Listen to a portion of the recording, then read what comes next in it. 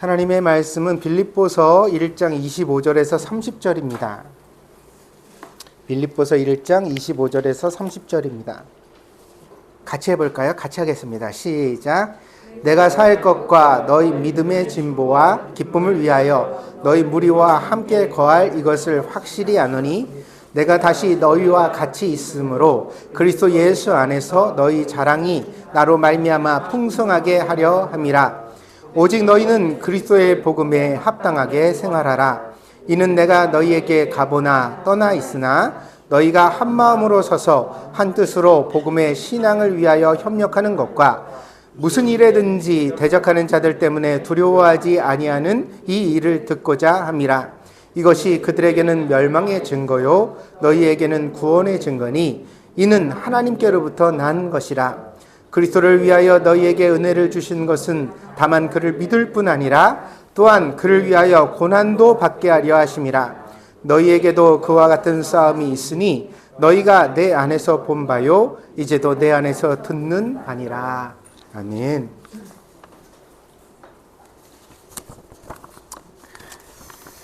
왜 사냐? 삶의 이유를 묻고 또 찾고 생각합니다.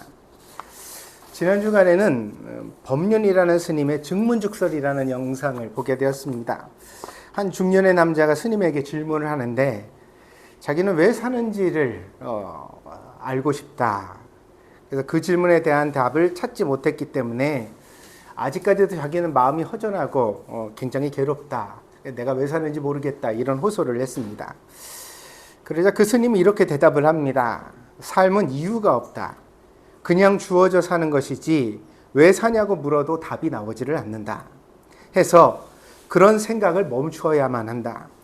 왜 사냐고 자꾸 물으면 우리가 확실하게 사는 이유를 찾을 수가 없기 때문에 결국에는 죽음을 생각하게 될 것이다. 그래서 이런 생각에 너무 빠지면 사람이 결국에는 자살에 이르기도 하는 것이다. 그러니 생각을 해서 존재하는 것이 아니라 존재가 먼저 있고 우리가 생각을 하는 것이기 때문에 왜 사냐고 물을 필요도 없고 이유도 없다. 이렇게 대답을 했습니다.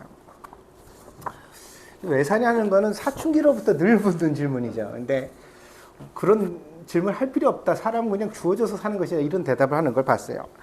인상적인 대답입니다. 그리고 참 솔직한 대답입니다.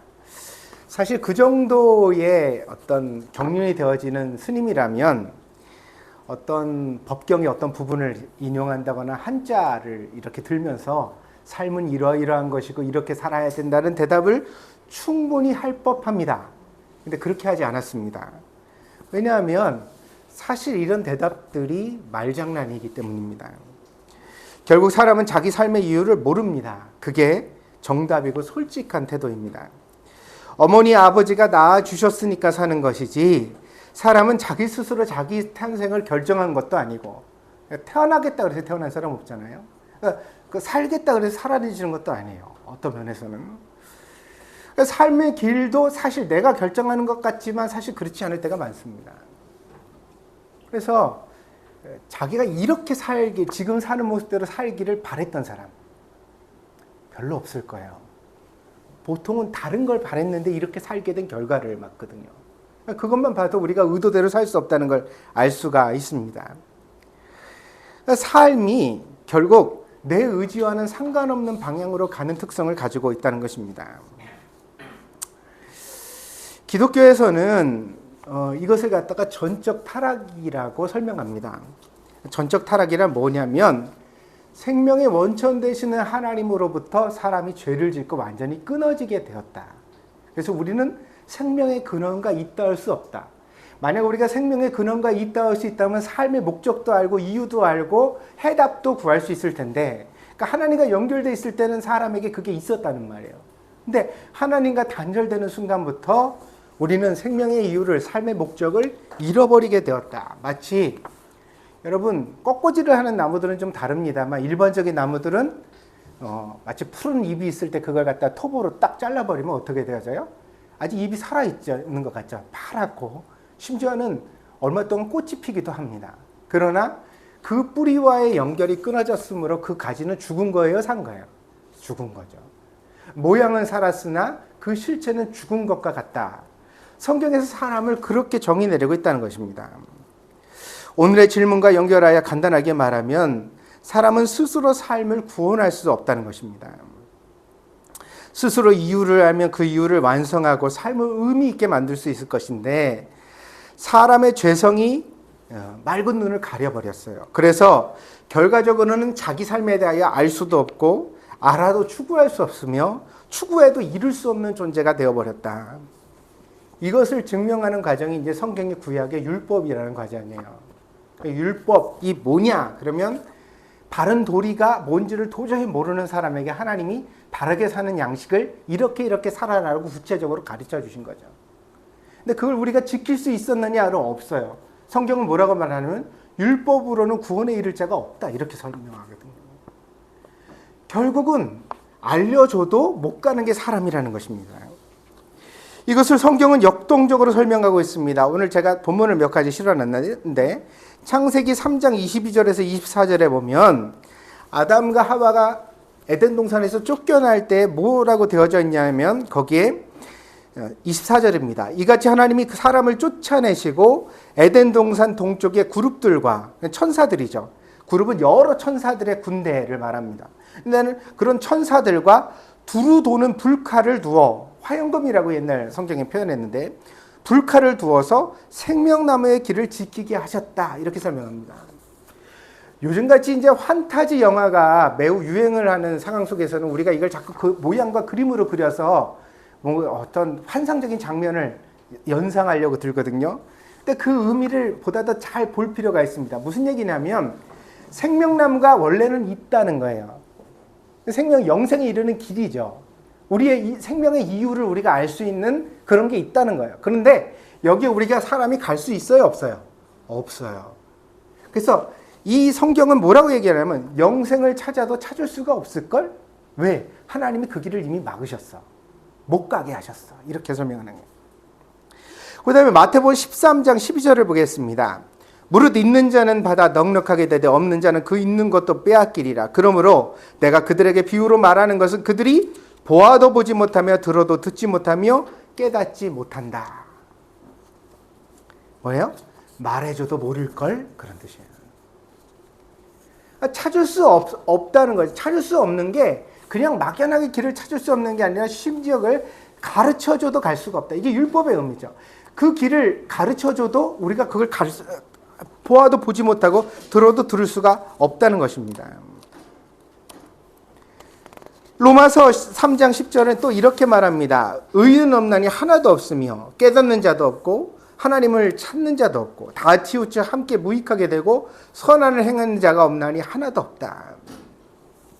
하나님이 진리를 말씀하실 때 그 진리는 의인이라야 알아듣게 되어지는데 세상에 의인이 없으니 들어도 결국 듣지 못하게 되는 것이다. 결국 의로움이 인간에게 없기 때문에 하나님의 말씀과 완전히 유리되었다. 끊어졌다. 그런데 여기에서 변화된 인간의 전형이 나타나게 됩니다. 사도행전 9장 17절입니다. 아나니아가 떠나 그 집에 들어가서 그에게 안수하여 이르되 그는 바울입니다. 바울 사도 사울되었던 때입니다.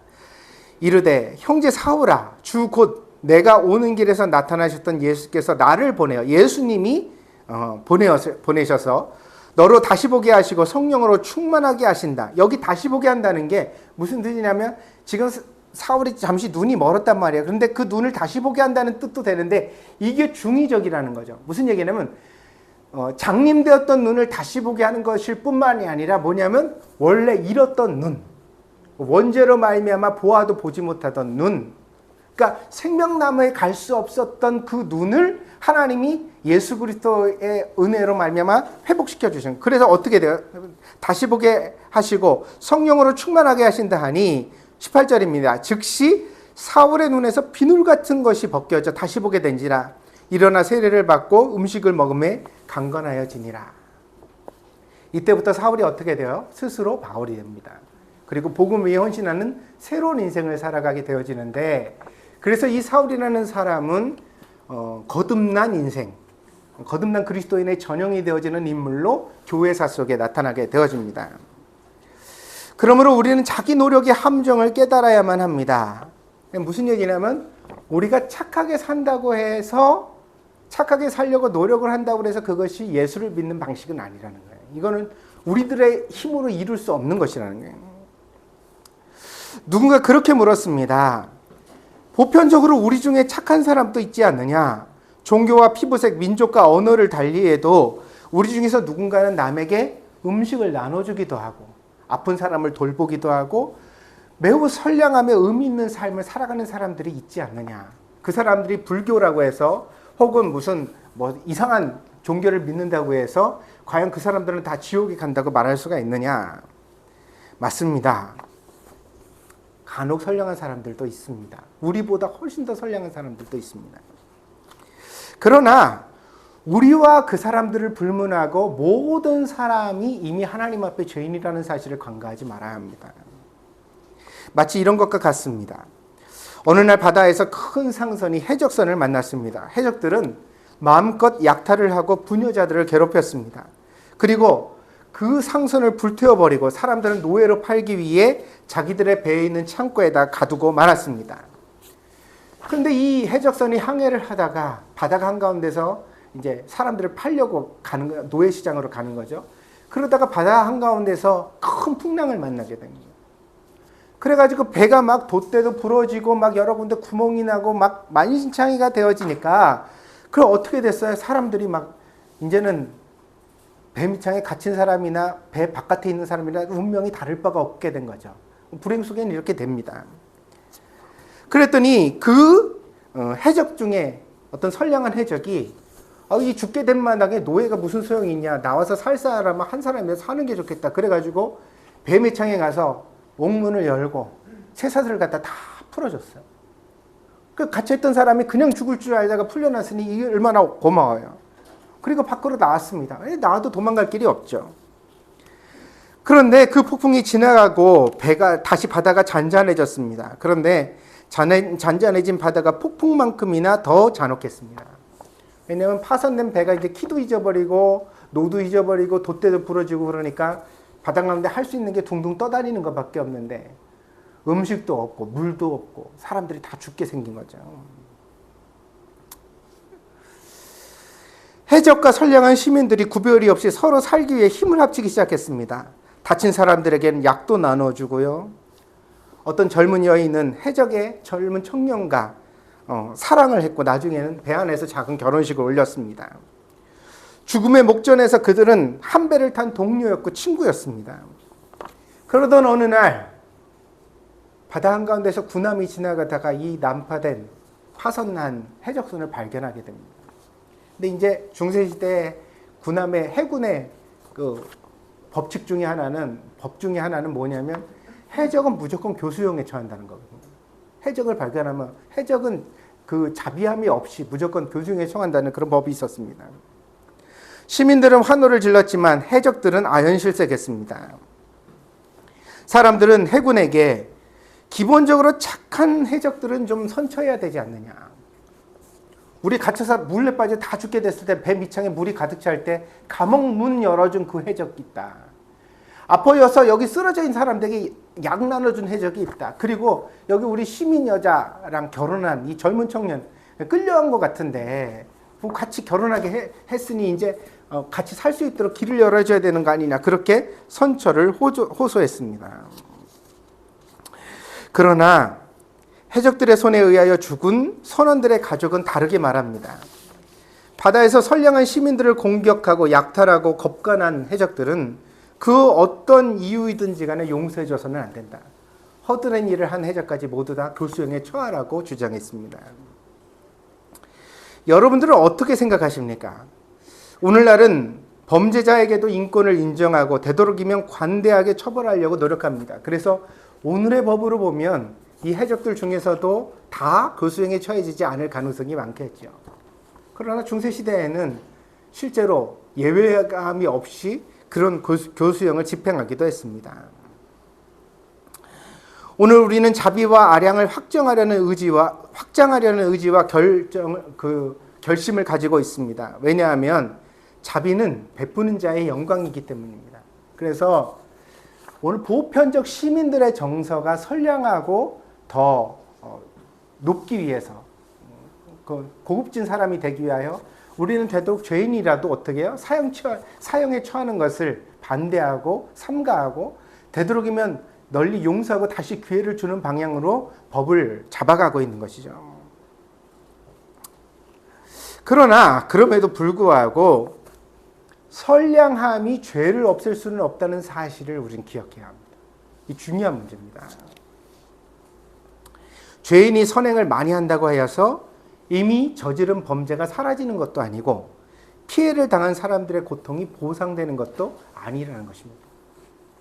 이번에 이태원 참사가 난 이후에도 책임자를 처벌하라 이런 얘기가 많죠. 근데 책임자를 처벌한다고 해서 죽은 아이들이 돌아오는 건 아니고 가족들의 고통이 해소되는 것도 아니죠. 그건 최소한의 원칙을 우리가 세우자고 하는 거예요. 무슨 얘기냐면 같은 일이 재발하지 않기 위하여 누군가는 책임을 져야 된다. 이런 원칙을 말하고 있는 거지 강력하게 처벌을 한다고 해서 복수가 되느냐, 보복이 되느냐. 죄인도 사회에 이바지할 수 있습니다. 장발장 증후군이라고 그러죠. 장발장 같은 사람이 예전의 그걸 하고 뉘우치고 나서 새로운 인생을 살잖아요. 그 사람은 눈에 사회에 큰 공헌이 일어날 수 있는 거예요. 그러나 그 사람이 옛날에 저질렀던 그 죄가가 보상되는 건 아니란 말이에요. 그 죄는 그게 무서운 거예요. 그래서 우리가 선량하든 선량하지 않든 간에 우리가 하나님 앞에서는 이미 스스로 구원을 주장할 수 없는 죄인이라는 사실을 기억해야만 합니다. 그래서 죄인의 희망은 회개가 아니라 용서입니다. 이런 말 제일 무서운 거예요. 뉘우쳤는데 어쩌라고. 내가 용서를 빌었으면 됐지. 다 어떻게. 이거 굉장히 무서운 말이에요. 사과했으면 됐지. 그게 사과드리는 사람의 태도냐 이거예요. 응? 아니 내가 더 이상은 어떻게. 영화 밀양은 기독교의 매우 아픈 영화입니다. 33살 남편을 잃은 시내라는 여인이 고향인 밀양에 돌아와 작은 피아노 학원을 차렸습니다. 이 여인에게 아들 준이는 유일한 삶의 희망이고 꿈입니다. 아이를 키우는 것에 이 싱글맘이 된 거죠. 남편이 없이. 그래서 그 남편을 잃은 슬픔을 가지고 아이를 열심히 키워가고 있었는데 그런데 여기에 이제 불행이 닥치죠. 유괴범이 준이를 납치한 겁니다. 결국 유괴범에게 아들 준이가 살해를 당합니다. 시내는 고통 속에서 몸부림치다가 자기 마음의 고통을 해결할 길이 없어 교회를 갑니다. 교회에서 위로를 얻고 신앙으로 자기 자신을 세우기 위해서입니다. 그런데 교회를 다니면서 신앙을 얻게 되니까 정말 열심히 교회를 다니고 하나님을 믿는다고 예수님을 믿는다고 그러니까 자꾸만 이제 교회에서 뭐라고 가르치냐면 용서해야 된다고 가르치는 거예요. 그 유괴범을 용서해줘라. 너 자신을 위해서 용서해줘라.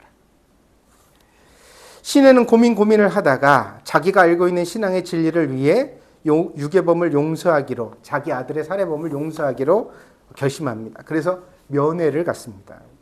그런데 면회에 나온 유괴범이 너무 편안한 얼굴로 자기를 맞는 거예요. 그래서 이 유괴범이 뭐라고 말하냐면 자기가 감옥에 들어와서 전도를 받았고 그래서 자기도 교회를 다니게 됐는데 예수님 안에서 이미 다 용서받아서 이미 내 마음에는 죄의식이 없이 평화를 누리고 있다고 이 여자에게 말합니다. 시내는 충격을 받고 돌변합니다. 그녀는 이렇게 울부짖습니다. 내가 그 인간을 용서하기도 전에 어떻게 하나님이 그 인간을 먼저 용서할 수 있단 말이야. 내가 용서하지 않았는데 내가 내 아들 죽인 살인범을 용서하지 않았는데 어떻게 하나님이 그 인간을 먼저 용서하냐. 그리고 그녀는 그때부터 기독교와 교회에 대하여 적대적으로 돌변합니다. 막 교회 사람들 공격하기까지 하는. 가라고 오지 말라고 했다. 안 믿는다. 이제 지긋지긋하다고. 이 영화는 기독교적 용서의 맹점을 잘 지적하고 있습니다. 보다 정확하게 말하면 기독교의 용서가 아니라 그동안 교회가 사람들에게 퍼뜨려왔던 용서의 맹점을 잘 지적하며 말하고 있습니다. 우리는 하나님을 용서의 자판기처럼 이용하려고 했습니다. 그래서 하나님이 무조건 우리가 용서를 요구하면 다 용서해 주시는 분이라는 의식이 교회 다니는 사람들한테 깔려져 있어요. 왜 그렇게 괴로워해? 이렇게 말해요. 괴로워하지만 어떻게 하는데? 하나님한테 용서를 구해. 하나님이 용서해 주실 거야. 묶일 필요가 없어. 맞는 말이죠. 근데 진짜일까요? 마태복음 5장 23절에서 예수님은 이렇게 말씀하십니다. 그러므로 예물을 제단에 드리려다가 거기서 내 형제에게 원망 들을 만한 일이 생각나거든 예물을 제단 앞에 두고 먼저 가서 형제와 화목하고 그 후에 와서 예물을 드려라.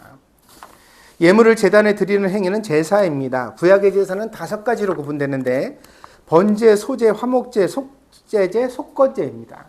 근데 이 5개의 제사가 있는데 번제는 희생, 하나님 앞에 헌신하겠다는 뜻을 말하고요.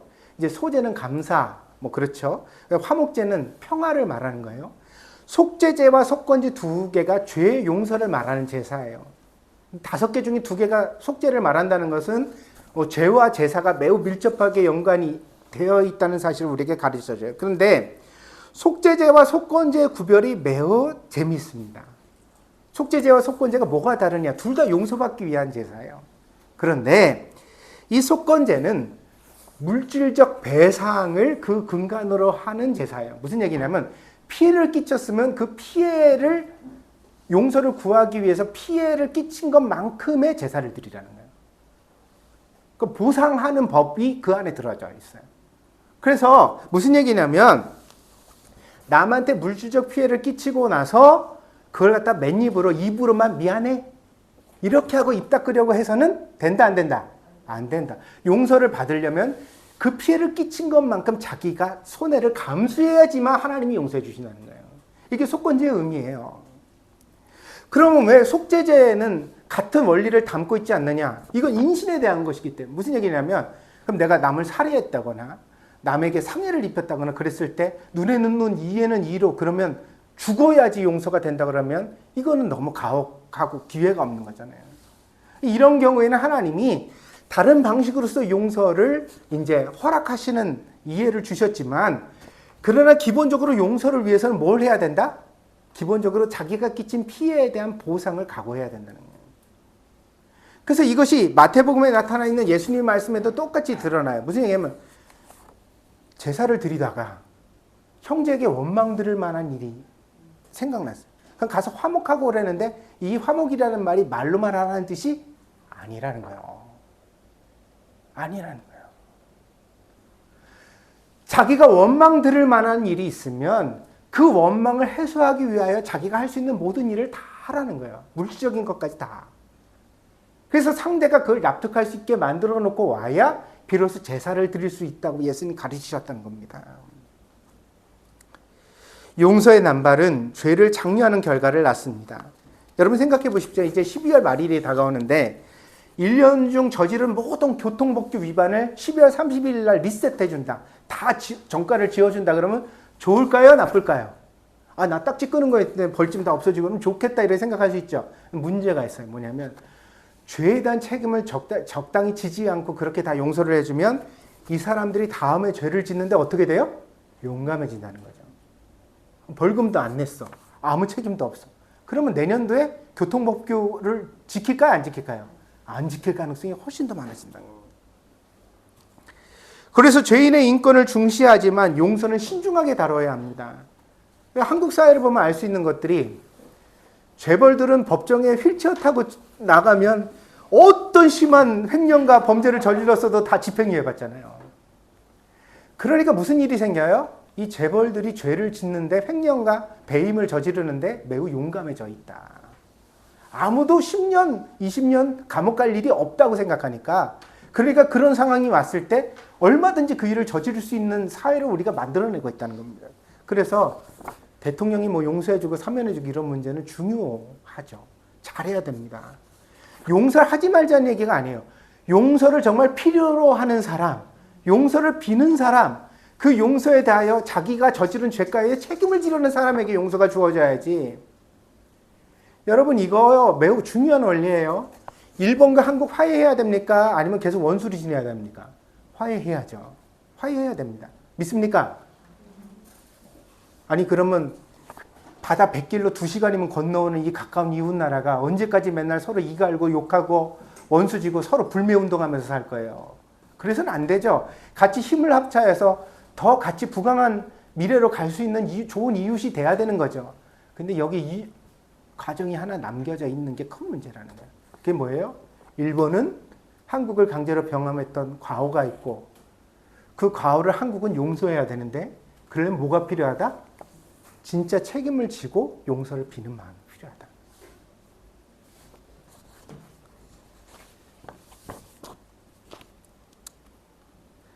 그런 의미에서 영화 밀양의 유괴범은 기독교의 용서를 잘못 배운 것입니다. 왜 그래요? 자기가 죽인 아이의 엄마가 찾아왔어요. 근데 그 앞에서 어떻게 아무리 하나님이 나를 용서해줬다 치더라도 내가 지옥에 안 떨어지고 천국 갈 자신감이 있다 치더라도 그래도 내가 지금 아이를 살해해서 이 아이의 엄마가 고통받았을 세월을 인간적으로 공감하고 느낄 수 있다면 어떻게 그 엄마 앞에서 내가 평화롭다고 말할 수 있느냐. 눈물을 뚝뚝뚝뚝 흘리면서 미안합니다. 잘못했습니다. 죄송합니다. 내가 정말 당신 아들이 다시 돌아올 수 있게 할 수만 있다면 내가 내 목숨이라도 내놓겠습니다. 라고 말을 했다면 그러면 그 엄마도 어때요? 신앙을 가지고 용서해 줄 수 있었겠죠. 그런데 그 앞에서 하나님의 용서를 거론하며 자기가 더 이상 용서받을 일이 없다고 말하는 이 뻔뻔함은 또 다른 폭력이고 가해가 되었다는 것입니다.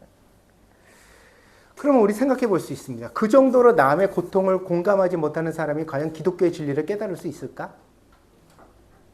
예수님은 죄인을 위해 십자가에 달리신 분인데 이 하나님의 큰 사랑을 깨닫는 게 복음의 실체인데 내가 죽인 어린아이의 엄마가 받는 고통조차 이해하지 못하는 사람이 그 뭘 믿는 걸까?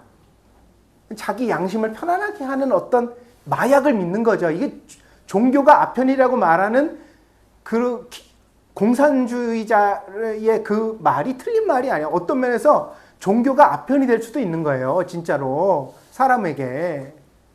여러분도 스스로 조심하셔야 돼요. 뭐냐면 내가 마땅히 가져야 될 양심의 가치의 고통, 내가 치료해야 될 죄책감에 대하여서 종교를 통해 하나님을 빙자하여 이거를 무마하고 마비시키면서 살아가고 있지는 않은가. 교회 잘 다니니까, 예배 잘 드리니까, 내가 교회 소속돼 있으니까 나는 벌 안 받을 거야. 이런 식으로 생각하는 잘못된 생각에 우리가 사로잡혀서 살아가고 있지는 않은가 되돌아봐야 된다는 것입니다. 근데 이런 사람들을 옹호하고 이런 사람들의 입맛에 맞는 설교를 하는 목사들이 있기 때문에 오늘날 교회에서 타락한 신자들이 용감무쌍하게 생겨나는 것입니다. 1985년도 서울대 민추위 사건이라는 것이 있었습니다. 이게 뭐냐면 서울대생들을 갖다가 이제 그 간첩 조작 같이 이렇게 만들어 가지고 서울대생들을 잡아다가 이제 고문을 이때 유명한 사람이 여러분들 기억하실 겁니다. 이근한 씨라고 고문 기술자라고 나중에 알려졌던 사람입니다. 서울대생을 데려다가요 물고문도 하고 전기고문도 했대요. 이때 희생자가 민주당에서 저기를 고문을 지냈던 김근태 씨라는 사람이 다리를 절었죠. 고문 후유증으로. 근데 이분이 다리만 저는 후유증이 아니라 몇 가지가 있는데 대중연설을 하려고 이렇게 목소리를 높이면 콧물이 물처럼 흘러내린대요. 왜 그럴까요? 코에다가 주전자로 물을 벗어. 물고문을 하면서 이 코에다가 물을 갖다 막 부은 그 후유증이 있어가지고 뭔가 자극이 가면 코에서 콧물이 막 물처럼 흘러내리고 치과를 못 갔답니다. 치과에 누워가지고요 전기 드릴 소리 있잖아요. 지지징 소리 나면 그 고문의 후유증이 생각나가지고 이 심장이 떨리고 그래가지고 벌떡 일어나서 임플란트를 해야 되는데 그걸 못하고 뛰쳐나왔다는 일화가 있어요. 고문 후유증으로 이렇게 시달렸습니다. 근데 이근한이라는 사람이 고문기술자로 경찰이었는데 고문기술자로 서울대생을 이렇게 고문을 했는데 이후에 이제 이것이 밝혀져 가지고 나중에는 감옥에 갔다 왔습니다. 갔다 왔는데 사람들이 참 매스컴이나 이런 정치라는 건 참 무서워요. 뭐냐. 김근태 고문과 이근한 씨의 만남을 주선해요. 김근태 씨가 이근한 씨를 용서해 주는 안 주느냐. 이건 이 사람들이 카메라를 들이대고 막 보는 거예요. 김근태 씨는 이근한 씨를 만나 악수했습니다. 그리고 더 이상 당신을 미워하지 않는다고 그렇게 말을 했습니다. 나중에 기자가 찾아가서 인터뷰를 하는데 그러면 이근한 씨를 용서한 겁니까? 라고 물었습니다. 김근태 고문이 뭐라고 얘기한 줄 아세요? 더 이상 미워하지는 않지만 나는 그를 영원히 용서할 수 없습니다. 근데 이게 끝이 아닙니다. 이근한 씨는 감옥에서 나온 이후에 신학을 하고 목사가 됩니다. 그리고 서울에 있는 어떤 교회에 가서 설교를 하는데 그 설교 중에 뭐라 그런지 아세요?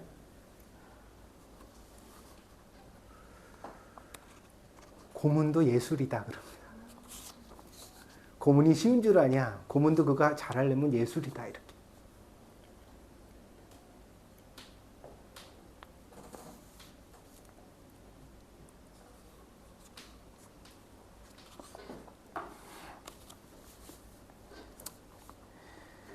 나는 하나님이 이근한 씨와 같은 사람도 용서해 주실 수 있다고 믿습니다. 그러나 용서받은 죄인이 이런 태도를 가져서는 안 된다는 거죠. 어떻게 감히 강단에 서서 설교할 생각을 해요? 자기가 20대 청년들을 수도 없이 물고문, 정기고문해서 평생을 지울 수 없는 트라우마를 만들고 그랬는데 그러면 자기가 평생을 그냥 사죄하는 마음으로 살아도 부족할 것을 감히 사람들 앞에 서가지고 목사를 한다고요? 매스컴을 타고 신문기자 앞에서 인터뷰를 하고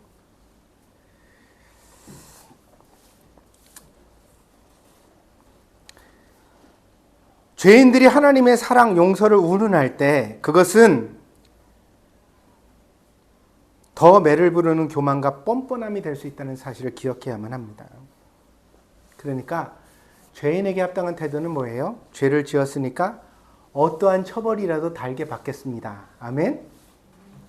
그러니까 제발요, 사과할 때는 조건을 달지 말고 이유를 달지 말고 무조건 사과하세요. 아시겠어요? 사과했잖아 이런 소리 하려면 사과를 하지 마요. 사과를 욕보이는 짓이야. 무슨 얘기인지 알겠어요? 사과를 욕보이는 짓이라고. 내가 여기까지만 사과할게. 이런 걸 내가 기준을 정한다면 그 사과 안 하는 게 나아. 차라리 그런 좀 더 뉘우쳐요. 좀 깊이 생각해 보라고. 내가 정말 그렇게 잘못했을까? 납득이 안 되면 사과할 수 없겠죠. 여러분은 아셔야 합니다. 죄는 용서받기 쉽지 않습니다. 죄를 짓지 말아야 하고 죄를 지었으면 그에 상응하는 결과를 감당해야만 합니다. 그렇지 않으려고 했을 때 그것은 우리의 신앙과 배치되는 것이라는 사실입니다. 제가 속죄제 말씀드렸죠? 어떤 내가 잘못을 실수든지 고의든지 그러면 그것에 대하여서 그 책임을 감수하려고 해야 된다는 것입니다. 그래서 기독교는 모든 사람은 죄인이다라는 명제를 화두로 삼고 있습니다. 그 이유는 여러분을 기쁜 나쁘게 만들려는 것이 아닙니다. 모든 사람을 지옥 보내야 속 시원하다는 것도 아닙니다. 모든 사람이 죄인이다. 내가 죄인입니다 라고 고백할 때만 비로소 뭐가 가능해져요? 하나님께서 용서하시고 사랑하시는 것이 가능해지는 거예요. 그런데 내가 무슨 죄인이에요? 이렇게 말하는 순간 인간이 저지른 죄가 하나님 앞에서 더 강력하게 살아나게 되는 거예요. 성경을 가만히 보세요. 의인이라고 주장하는 사람들은 복음에서 끊어졌어요. 근데 어떤 사람들을 하나님이 용서하시고 널리 받아들이셨냐? 내가 죄인입니다 라고 말하는 사람들에게 하나님이 관용을 주셨다는 것입니다. 문제는 우리가 용서를 당연한 것으로 여기는 것입니다.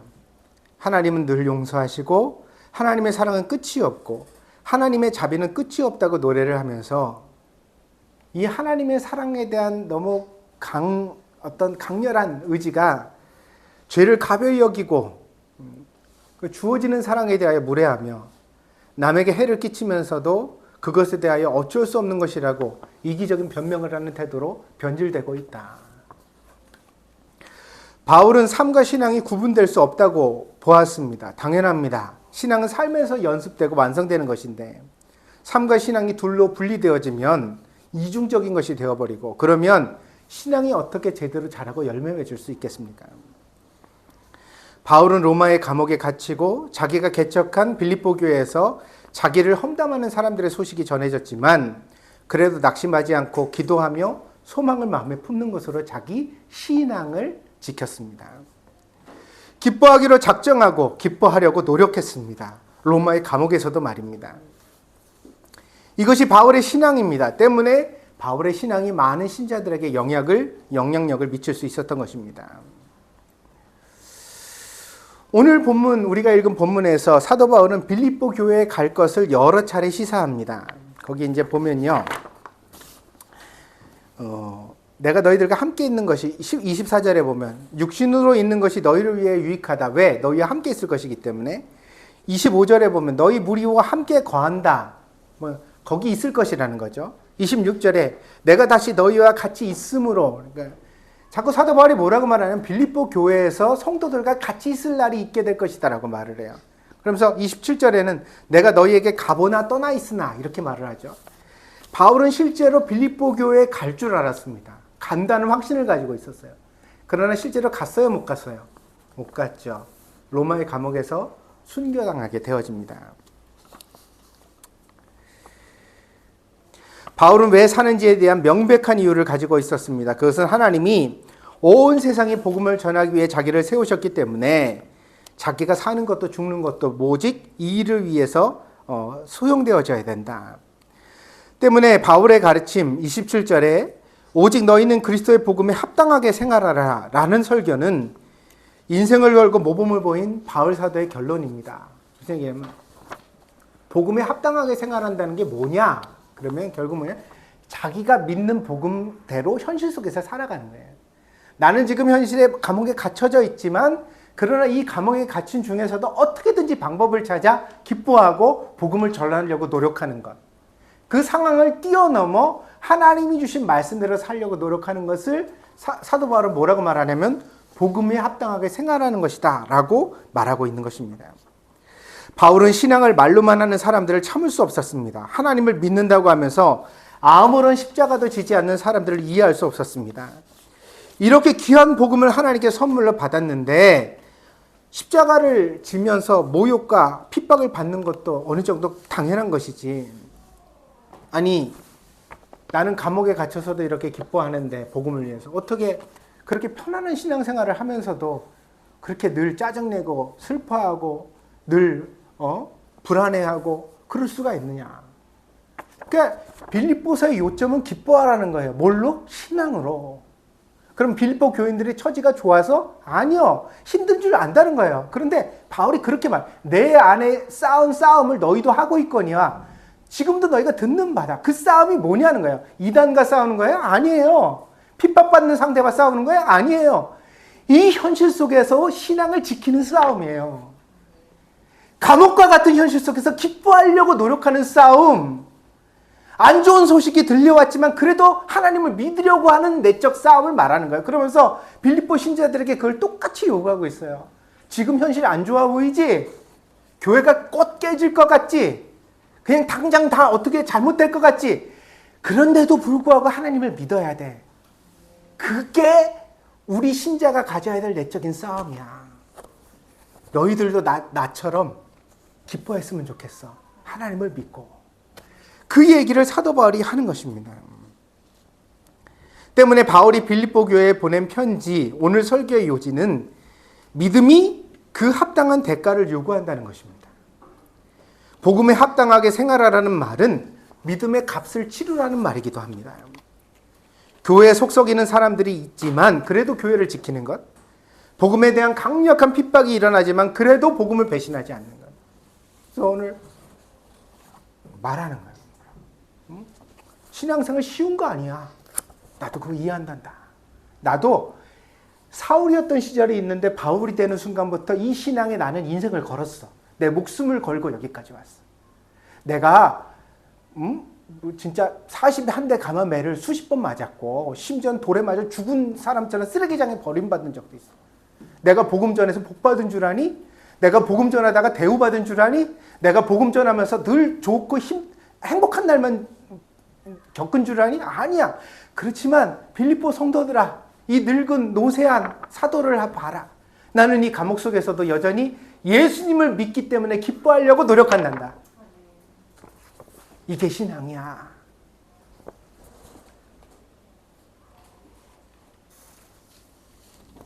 이게 신앙의 값을 치르는 것이란다. 사랑하는 여러분, 오늘날 너무나 많은 사람들이 잘못된 복음에 현혹되어 있습니다. 그것은 빛나고 행복하고 기쁜 것만 신앙이라고 여기는 거예요. 아니에요.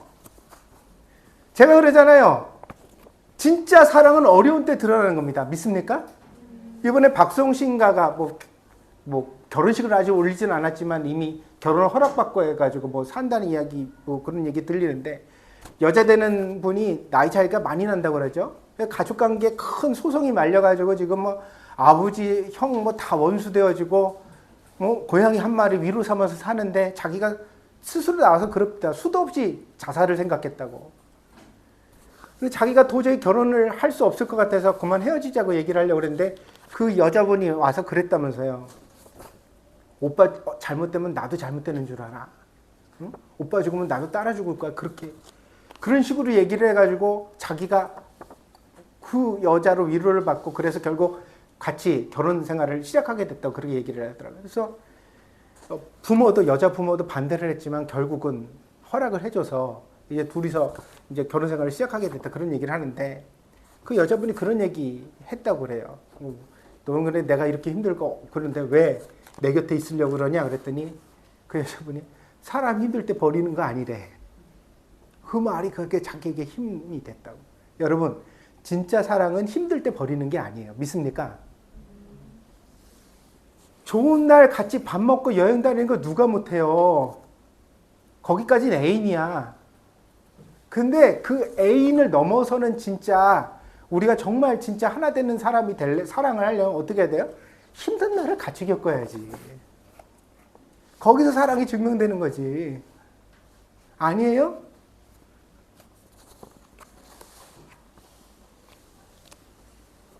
믿음도 마찬가지입니다. 힘든 날 속에 여러분이 어떻게 사느냐가 진짜 믿음의 관건이에요.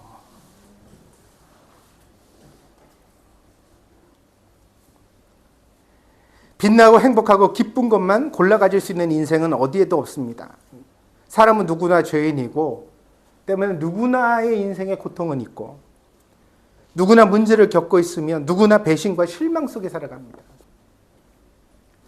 그 배신과 실망이 사회에서 당하는 건 그래도 나아요. 동업을 했는데 다 챙겨 먹고 도망갔다. 그건 미워하면서 다시 시작하면 돼. 어떨 때 우리가 제일 힘드냐? 가족이 배신했을 때.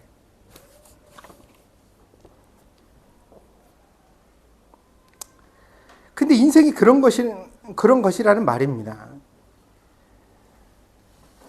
이 참담한 인생 속에서 그럼에도 불구하고 우리가 바울처럼 하나님을 믿기 때문에 희망을 노래하고 더 좋은 방향으로 가고자 노력하고 문제를 해결하기 위하여 함께 하는 것입니다. 사도 바울의 이 설교가 문제를 완전히 해결할 수 있었다면 오늘 우리가 빌립보서를 다시 읽을 필요가 없겠죠. 2000년이 지났는데도 우리가 오늘 이 편지를 다시 읽고 설교를 하고 은혜를 받는 이유는 뭡니까? 우리가 처한 현실은 여전히 어때요? 이상한 말을 하는 사역자가 있고 교회는 분열되고 성도들은 서로 싸우고 교회에 왔다 상처받고 가는 일들이 빈번하게 생겨났기 때문입니다. 근데 그런 삶의 정황 속에서도 우리는 낙심해선 안 된다는 거죠. 믿음을 붙들어야 되고 예수를 제대로 믿기 위해 우리 스스로 노력해 가야 한다는 것입니다. 사람들은 예나 지금이나 똑같은 점이 있는데 그것은 자기 소견에 옳은 대로 행한다는 것입니다. 젊은 시절에 설교를 하면요. 제가 20대도 설교를 아주 열정적으로 했어요. 그래서 어린이 설교를 40분씩 하면 애들이 지쳐서 막 나가 떨어지고, 그리고 작년부 설교를 하면 인기가 꽤 제법 좋았어요. 사람들이 우리 전사님 되게 설교 잘한다는 소리를 듣고 그랬어요. 그때 그 시절에 제가 이렇게 설교를 하면 눈빛을 마주치고 아멘, 아멘 그러면서 예스를 해줄 때 너무너무 은혜가 되고 나한테 힘이 되고 격려가 됐었어요. 그런데 제가 40줄 넘어서면서부터 그게 아니라는 사실을 알았어요. 뭘 안 줄 아세요? 여러분이 더 이상 아멘하고 동의를 해주는 게 저한테 그렇게 큰 의미가 없어요. 왜냐하면 여러분이 아멘을 한다는 건 여러분 마음에 들었다는 뜻일 뿐이기 때문이에요. 그 얘기가 이해가 됩니다. 재미가 있습니다. 동의할 수 있겠네요. 그 말씀 맞습니다. 거기까지일 뿐이에요. 진짜 은혜가 되는 건 언제인 줄 압니까? 여러분의 삶에 문제가 왔을 때, 어려움이 생겼을 때, 고통 속에 있을 때, 그때 목사님이 해준 그 설교가 생각났어요 라고 말할 때 전 정말 은혜를 받습니다. 아, 내 말이 사람 말이 아니었구나.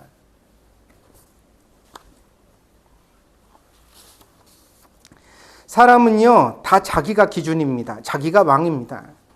자기 위에는 다 틀렸고 자기와 다른 사람들은 전부 다 편협되고 잘못된 사람이라고 판단합니다. 그런 확신에 찬 사람들에게 오늘 전합니다. 결코 그렇지 않습니다.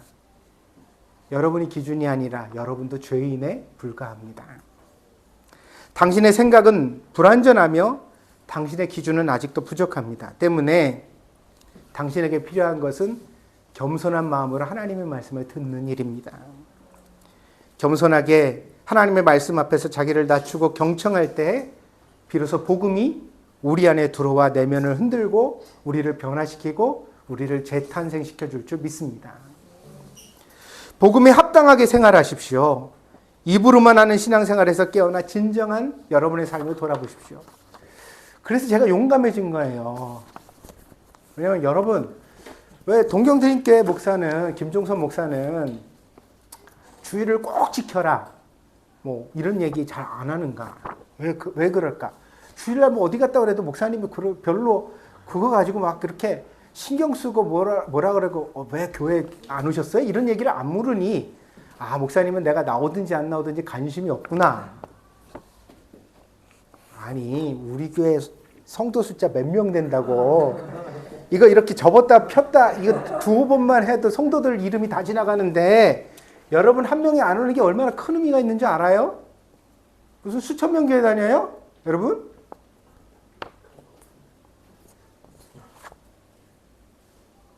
헌금도 그러죠. 헌금도 한 사람이 안 되면 큰일 나요. 당장 여러 가지 의미가 있는 일들이 사실은 생겨요. 한참 이런 얘기 좀 코로나 처음 터져가지고 예배 몇 달씩 못 드리고 막 이렇게 될 때 어느 달에는 한 달 헌금이 2만 몇천 원이 3만 몇천 원밖에 안 들어왔던 적도 있어요. 아니 그래 다 이거 너무 구차하다. 취소.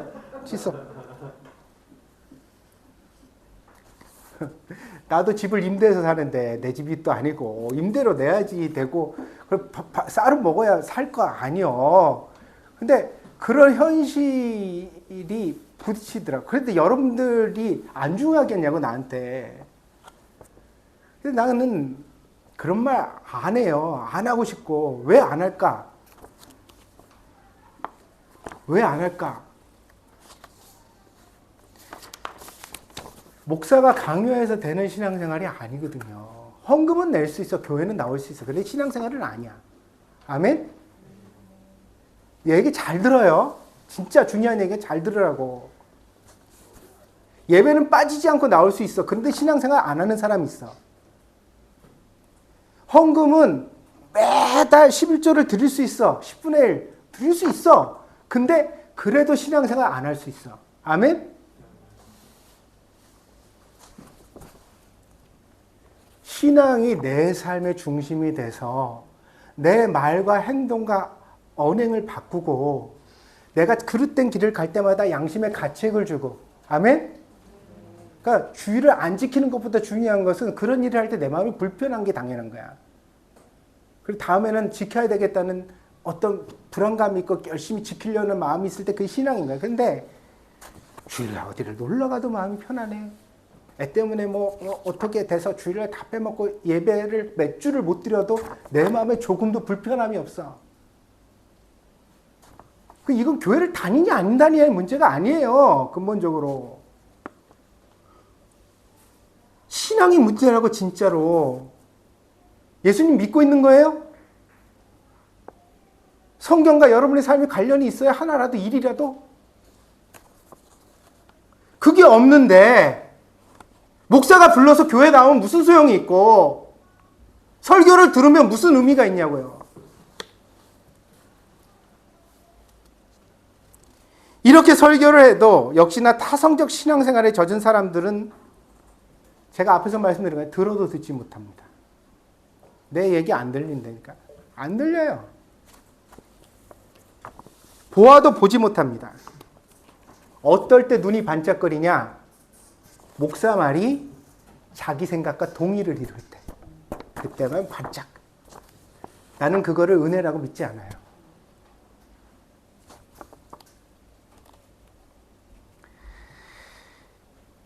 자기에게 용기가 되는 말, 자기에게 재미가 있는 말, 자기 기준에 부합하는 말만 믿고 들으려는 사람들이 있었기에 사도 바울 시대에도 교회에 어려움이 있었습니다. 지금도 그렇습니다. 그러나 그런 사람들은 오늘 하나님 앞에서 자기 자신을 깊이 돌아봐야 할 줄 믿습니다. 그래서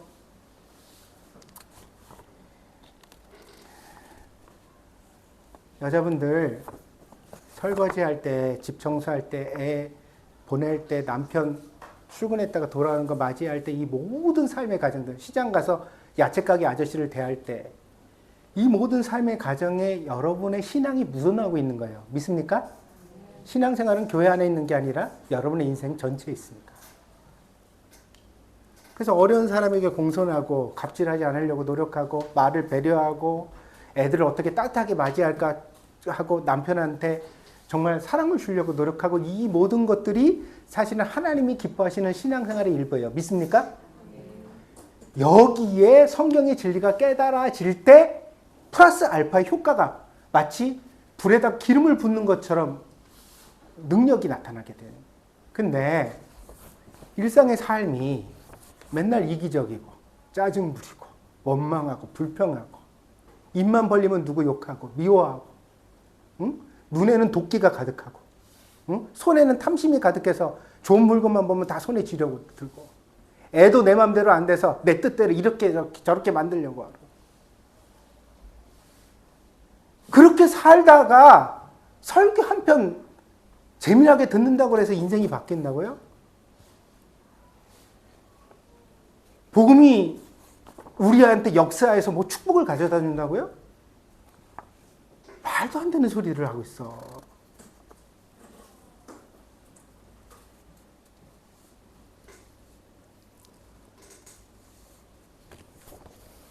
그러니까 52주 주일 중에 몇 주를 예배에 나왔나보다 더 중요한 게 뭐냐면 여러분이 무슨 부모님이 아프셔서 혹은 애한테 어떤 일이 있어서 뭐 그래가지고 52주 중에 30주밖에 못 나고 20주를 빠졌을 수도 있어. 믿습니까? 그래요, 안 그래요? 목사님 너무 많이 쓰시는데 한두 주도 아니고 20주를 빠졌다는데 그러면 그 교인인 거 맞아요? 집사 맞아요? 이렇게 말할 수도 있지. 근데 그럴 수도 있다고. 믿습니까? 근데 중요한 것은 예배를 드리고 여러분의 표정이 달라야 돼. 작년보다 올해가 더 그리스도인 다워야 돼. 믿습니까? 집안에서 여러분이 사는 삶이 더 풍요로워져야 돼. 그 교회 다니고 예배를 드림으로 인해서. 여러분이 여러분 자신을 생각할 때 대견해야 돼요. 내가 그래도 좀 큰 것 같아. 많이 좀 달라진 것 같아. 이걸 여러분이 느끼기 시작하면 주의를 누가 지켰냐 안 지켰냐 비난을 하든 뭐라 그러든 여러분은 스스로 자존감 있는 그리스도인이 되는 줄 믿습니다. 나는 그리스도인. 예수 하나님 나와 함께 계시지.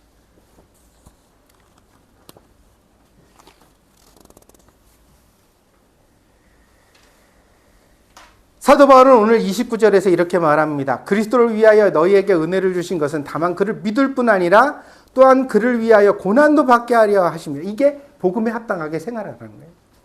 너희에게도 그와 같은 싸움이 있으니 너희가 내 안에서 본 바여 이제도 내 안에서 듣는. 이제 어때요? 성경이 좀 보이죠? 이게 무슨 말씀인지 알겠죠? 아시겠어요? 이 빌립보서 말씀이 사도 바울이 뭔 얘기를 하는지 이제 들려요? 그러면 설교를 잘한 거죠. 그 싸움을 포기하지 마십시오. 계속 그대로 살아가십시오. 아니 오히려 더 맹렬하게 그 싸움을 싸워가십시오. 자기에게 엄격하고 남에게는 너그러운 사람이 되십시오. 자기 집안에도 교회에도 자기만큼 그런 사람이 보이지 않는다 하더라도 남과 비교하는 그 마음에 현혹되지 마시고, 그러니까 우리 교회에 그렇게 열심히 신앙생활하는 사람 별로 없는 것 같은데, 아니 왜 딴 사람을 봐요? 예수님을 봐야지. 믿습니까? 그 예수님 앞에서 성경 말씀을 앞에다 두고 나도 사도 바울 같은 신자가 돼야 되겠다. 그런 마음 품고서 더욱더 기준을 높여가며 열심히 예수님을 믿어가는 것입니다. 그 삶이 여러분의 구원입니다. 그 삶이 여러분의 신앙이며 복음입니다. 그래서 오늘날 기독교의 복음 전파가 멈춰지고 교회가 정체된 원인이 뭐냐? 말로만 전도하고 삶으로 전도하지 않기 때문이다. 예수 믿는 사람들이 예수 믿는 시간만큼 변화가 일어났다면, 제가 오늘 아침에 중보기도하면서도 그랬죠. 우리나라 국회와 그 다음에 장관 중에 그리스도인이 얼마나 많은데 그 사람들만 정신 차려도 나라가 좀 더 맑아지고 건강해지지 않겠느냐. 결국 뭐예요? 유명한 교회 나가고 좋은 설교는 듣지만 삶은 여전히 욕심과 이기주의에 물들어 있기 때문에 나라가 그 모양 그 꼴이 된 거예요. 그러면 나라만 그러냐? 우리도 마찬가지. 우리가 과연 신앙을 말로만 하고 있지 않은가 생각해 봐야 된다는 거예요.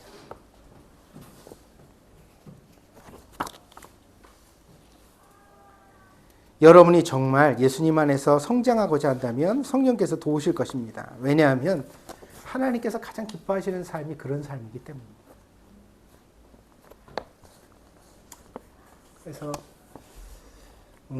저는 여러분들이 제가 어저께 우리 장서 집사가 잠깐 와가지고 얘기를 나누다가 제가 그런 얘기, 우리 게 참 신기하다 그랬어요.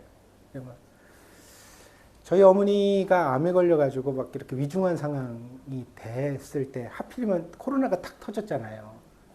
그래서 제가 목사이면서도 또 자식으로서 어머니 곁에 가서 몇 달씩 이렇게 옆에서 돌봐드리기도 하고, 어머니가 날 돌보셨는데 그래도 어머니 옆에 있고 이렇게 제가 뭔가 힘이 될 수 있는 기회를 주셨어요.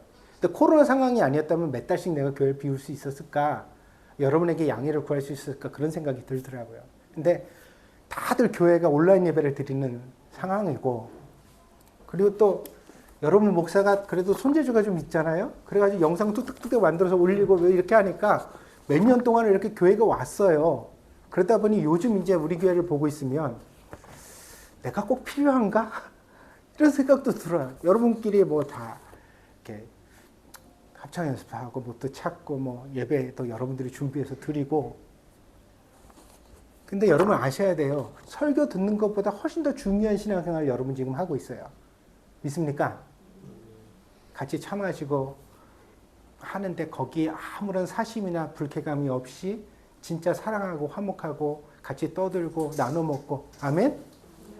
가끔씩은 조금씩 감정선이 좀 동요하고 힘들 때도 있을 거예요. 그러니까 그건 사람이 같이 모이면 어쩔 수 없는 거지. 근데 그런 선들을 애타게 잘 넘어가면서 이렇게 화목한 교회를 이루어가고 있는 것이 여러분의 신앙생활인 줄 믿습니다.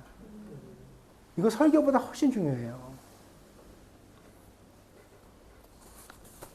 그래서 제가 오늘 여러분에게 말씀드린 거예요. 여러분만 잘하면 된다. 아멘? 다 따라해 보세요. 나만 잘하면 잘 된다.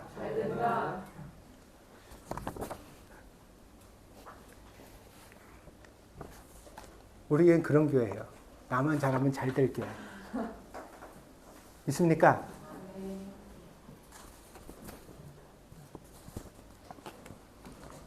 그래서 참 감사해요. 올 한 해 동안 여러분에게 은혜가 있기를 바랍니다. 기도하겠습니다.